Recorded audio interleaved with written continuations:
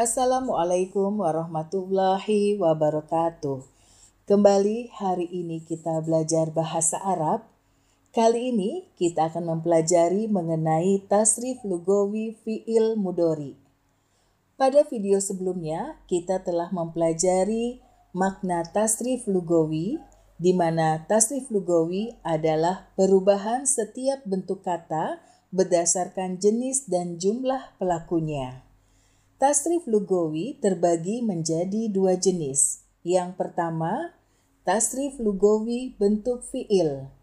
Tasrif fi'il ini melingkupi fi'il madi, fi'il mudhari, fi'il amr, dan fi'il nahyi. Yang kedua adalah tasrif lugawi bentuk isim. Tasrif isim ini melingkupi isim fa'il dan isim maf'ul. Berikut ini adalah rumus tasrif lugawi fi'il mudhari. Perhatikan tabel berikut.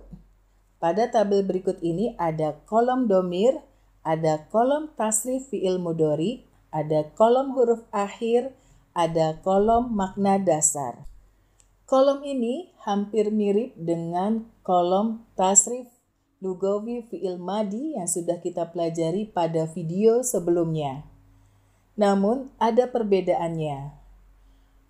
Perbedaannya adalah pada tasrif lugawi fi'il madi, perubahannya ada pada huruf akhir. Sedangkan pada fi'il mudhari, tasrif lugawinya perubahannya ada di huruf pertama dan huruf akhir.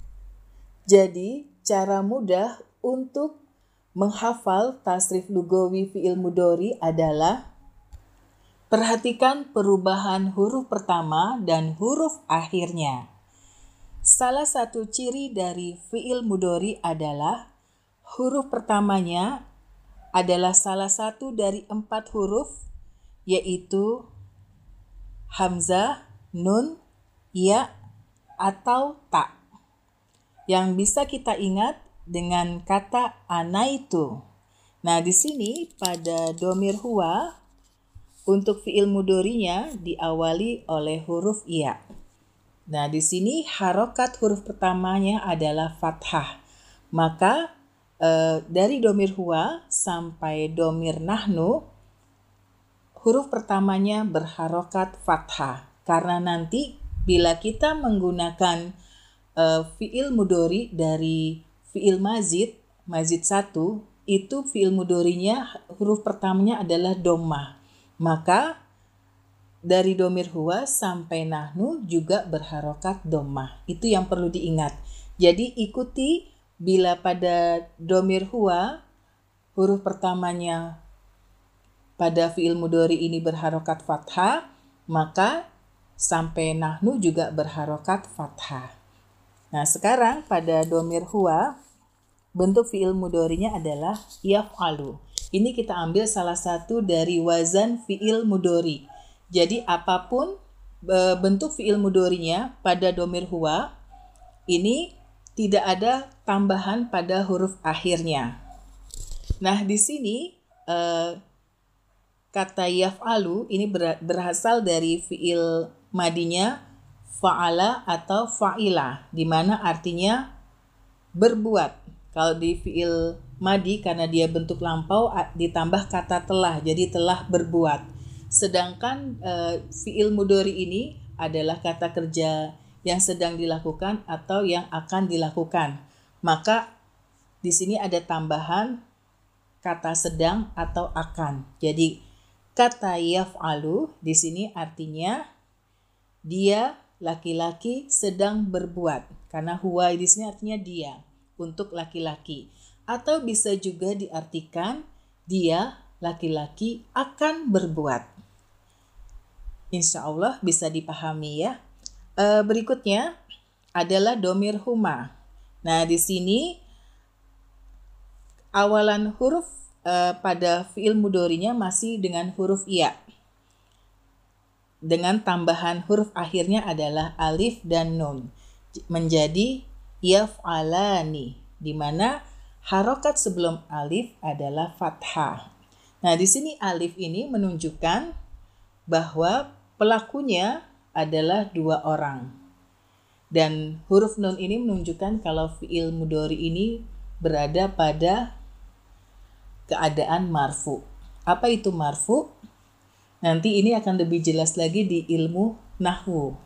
Sekarang kita hanya mempelajari tasrifnya saja, perubahan kata kerjanya ya. Nah, di sini karena dia berada di dhamir huma, maka dhamir huma ini artinya mereka berdua untuk laki-laki. Maka di sini diartikan yaf'alani adalah mereka berdua laki-laki sedang berbuat. Atau bisa juga diterjemahkan mereka berdua laki-laki akan berbuat. Tergantung konteks kalimatnya akan kita bawa kemana ya. Sesuai konteks kalimat yang akan kita buat. Lalu untuk dhamir hum, di sini huruf awalnya masih ya dengan harokat fathah. Dan huruf akhirnya itu ada tambahan waw dan nun. Nah, sebelum huruf waw harokatnya pada lam fiilnya berharokat dhammah, maka menjadi yang tadinya yaf'alu menjadi yaf'aluna. Nah, di sini wawnya, huruf waw ini menunjukkan pelaku adalah bentuk jamak, yaitu mereka. Dan sama seperti sebelumnya, huruf nunnya ini menunjukkan kata kerja ini dalam keadaan marfu. Nah, di sini artinya mereka laki-laki sedang berbuat. Bisa juga diartikan mereka laki-laki akan berbuat. Selanjutnya pada dhamir hiya. Nah, di sini huruf pertamanya berubah menjadi ta. Harokatnya tetap fathah karena dari dhamir huwa tadi sudah fathah ya. Jadi selanjutnya juga mengikuti harokatnya fathah. Nah, di sini huruf awalnya ta yang menjadikan ciri dari fi'il mudhari mempunyai 4 huruf pertamanya dan salah satunya sudah ya, lalu ta, nanti ada hamzah dan nun. Nah, di sini pada dhamir hiya huruf awalnya ta jadi taf'alu, tidak ada penambahan apapun pada huruf akhirnya. Nah, di sini diartikan dia perempuan sedang berbuat. Atau dia perempuan akan berbuat. Selanjutnya untuk dhamir huma, huruf pertamanya masih dengan huruf ta dan huruf akhirnya tambahannya adalah alif dan nun. Di mana alif ini menunjukkan pelakunya adalah mereka berdua tapi perempuan dan nunnya menunjukkan keadaan fiil ini adalah marfu. Nah, di sini menjadi taf'alani yang artinya mereka berdua perempuan sedang berbuat atau mereka berdua perempuan akan berbuat. Selanjutnya untuk dhamir hunna. Nah, di sini untuk dhamir hunna huruf pertamanya kembali ke ya ya. Jadi di sini huruf pertamanya ya, lalu lam fiilnya itu disukunkan, di mana tambahannya adalah huruf nun. Yang huruf nun ini menunjukkan bahwa pelakunya adalah jamak perempuan, yaitu mereka. Maka bentuk tasrif fi'il mudhari'nya adalah yaf'alna. Nah, di sini artinya mereka perempuan sedang berbuat atau mereka perempuan akan berbuat. Selanjutnya kita ke dhamir anta. Nah, di sini pada tasrif fi'il mudhari'nya huruf awalnya adalah ta. Nah, di sini pada huruf akhirnya tidak ada penambahan. Di sini fi'il mudhari'nya adalah taf'alu, di mana artinya kamu laki-laki sedang berbuat atau kamu laki-laki akan berbuat. Berikutnya adalah antuma. Di sini huruf pertamanya adalah ta, huruf akhirnya adalah alif dan nun, di mana alifnya menunjukkan pelakunya adalah 2 orang, yaitu kalian berdua. Dan huruf nunnya ini menunjukkan keadaan fi'il mudhari ini dalam keadaan marfu.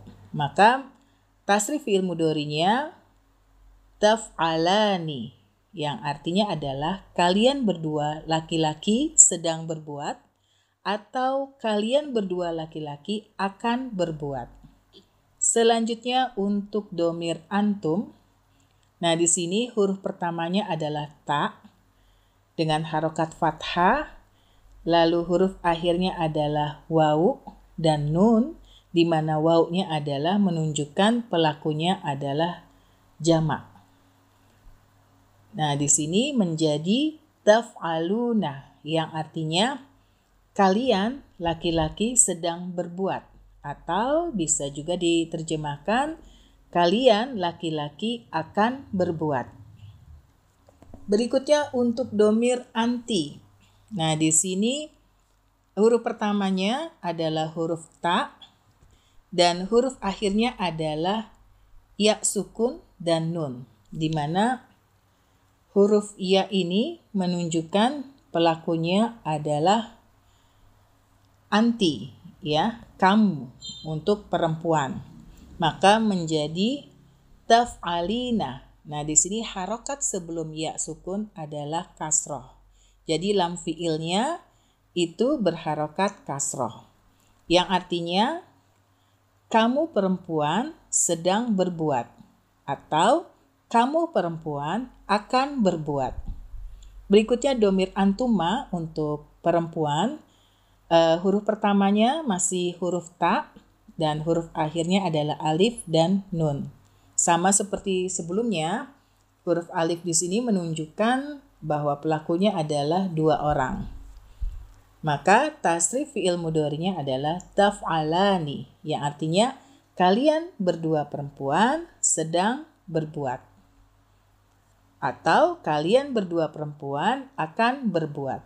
Selanjutnya untuk domir antunna. Nah, di sini huruf pertamanya juga ta. Hanya saja lam fi'ilnya disukunkan dan huruf akhirnya adalah nun, di mana nun ini menunjukkan pelakunya adalah bentuk jamak untuk wanita. Yang di sini artinya kalian, ya. Maka tasrif fi'il mudhari'nya adalah taf'alna, yang artinya kalian perempuan sedang berbuat atau kalian kalian perempuan akan berbuat. Selanjutnya untuk domir ana. Nah, di sini huruf pertama fi'il mudhari'nya berubah menjadi hamzah. Harokatnya tetap fathah. Hanya saja tidak ada penambahan pada huruf akhir. Nah, di sini menjadi af'alu, yang artinya saya sedang berbuat atau saya akan berbuat. Selanjutnya untuk nahnu. Nah, di sini huruf pertamanya berubah menjadi nun dengan harokat fathah. Di sini tidak ada huruf akhir pada domir nahnu, tidak ada penambahan huruf akhir, maka menjadi naf'alu, yang artinya kami sedang berbuat atau kami akan berbuat. Untuk domir ana dan nahnu ini bisa digunakan untuk mujakkar dan muannats. Untuk domir ana ini tentu saja pelakunya adalah satu orang, baik laki-laki atau perempuan. Sedangkan untuk domir nahnu ini pelakunya bisa dua orang atau lebih. Jadi bisa pelakunya bisa bentuk musanna atau jamak. Dan bisa untuk mujakkar maupun muannats. Berikut ini adalah contoh tasrif lugawi fi'il mudhari'. Mengikuti pola wazan dari tasrif lugawi fi'il mudhari' yang sudah kita buat, maka kata yang mengikuti pola yaf'alu adalah yalbasu, di mana bentuk fi'il madinya adalah labisa. Nah, ini saya ambil dari fi'il sulasi mujarrad, yaitu fi'il dengan 3 huruf asli. Bentuk fi'il mudhari'nya adalah yalbasu. Nah, di sini untuk domir huwa tidak ada penambahan pada huruf akhir. Sehingga kata yalbasu ini diterjemahkan dia. Nah, dianya di sini untuk laki-laki sedang memakai. Kata labisa di sini artinya memakai. Bila dia dibuat dalam bentuk fi'il madi artinya telah memakai. Karena ini dalam bentuk fi'il mudhari, maka diterjemahkan dia sedang memakai. Jadi kata yang dalam kurung ini hanya untuk mempermudah kita dalam belajar, mengingat kalau pola tasrif ini adalah untuk dia laki-laki. Dan bisa juga diterjemahkan dia akan memakai. Semoga ini bisa dipahami ya.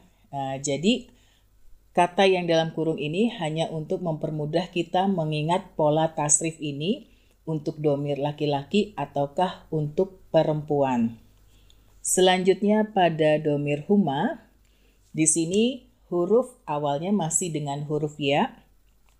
Hanya saja pada huruf akhirnya ada penambahan alif dan nun, di mana alif ini menunjukkan bahwa pelakunya adalah dua orang. Maka bentuk tasrif fi'il mudhari'nya adalah yalbasani, yang artinya mereka berdua, untuk laki-laki ya, sedang memakai. Jadi arti yang sebenarnya mereka berdua sedang memakai.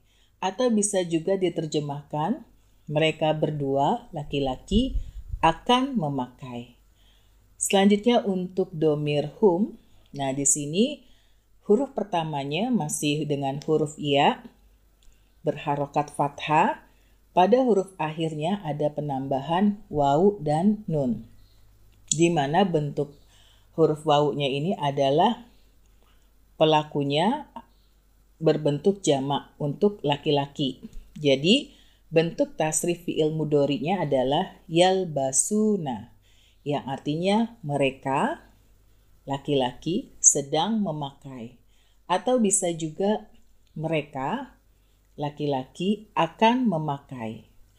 Selanjutnya untuk domir hiya. Nah, di sini huruf pertamanya pada domir hiya ini berubah menjadi ta. Harokatnya masih sama dengan harokat fathah, mengikuti harokat sebelumnya. Dan tidak ada penambahan pada huruf akhir.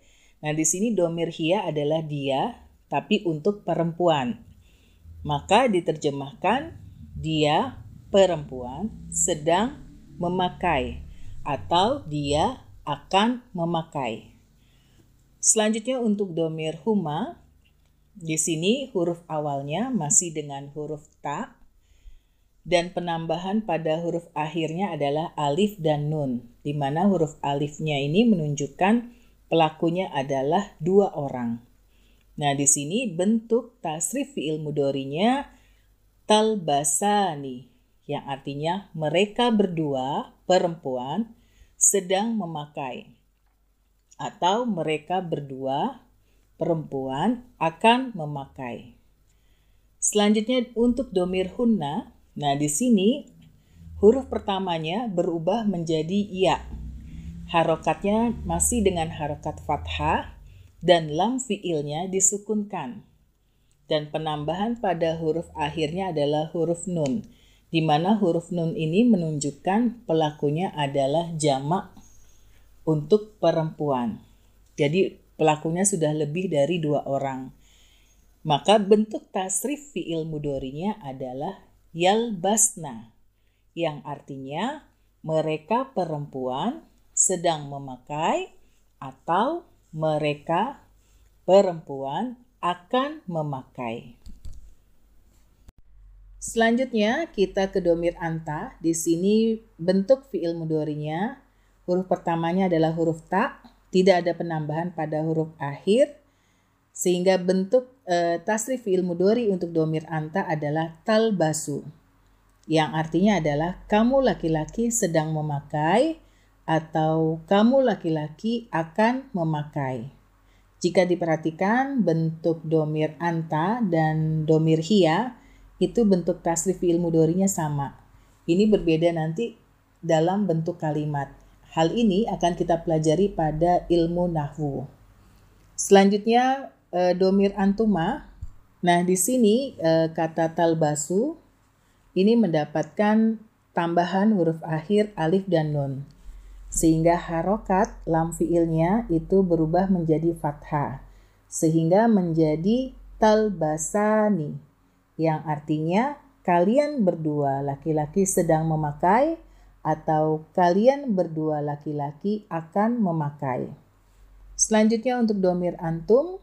Nah, di sini kata talbasu mendapat huruf akhiran waw dan nun sehingga menjadi talbasuna, yang artinya kalian laki-laki sedang memakai atau kalian laki-laki akan memakai.